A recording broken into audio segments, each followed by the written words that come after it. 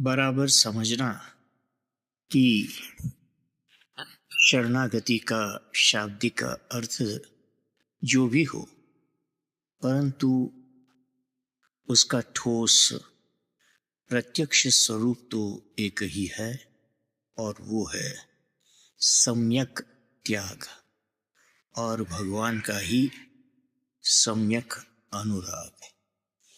ये बात समझ में आ जाए और फिर साध्य हो जाए तो काम बन जाए।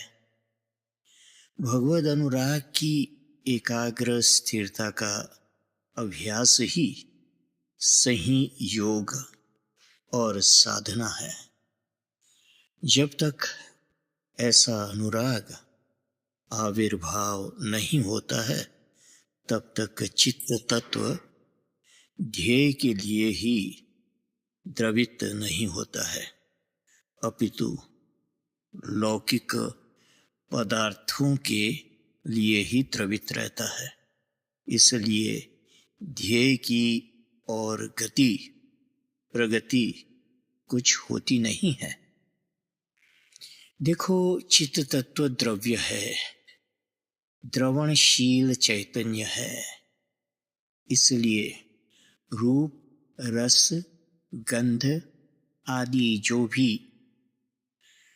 सामने आते हैं, उनके संपर्क से द्रवित होता रहता है और उनकी छाप इस प्रकार चित्त के द्रवणशील चैतन्य पर संग्रहित होती जाती है। साधन समझपूर्वक करनी चाहिए साधना, और बिना सतत जागृति के ऐसी साधना हो नहीं पाती है, ये पक्का समझना। दंभ का उदय अहम और असत्य का परिणाम है, और ये दोनों जीव मात्र को सहज होते ही है। इसलिए इनके रहते हुए साधन जैसा कुछ होता नहीं। त्याग किसका करना है, किस प्रकार करना है, सही त्याग की कसौटी क्या है, इसको खूब सोचना समझना चाहिए। समझ पूर्ण त्याग से ही ऐसी क्षमता साध्य होती जाती है। त्याग ही अनुराग है, और त्याग ही अनमोल निधि की प्राप्ति है। फिर भी वो त्याग है।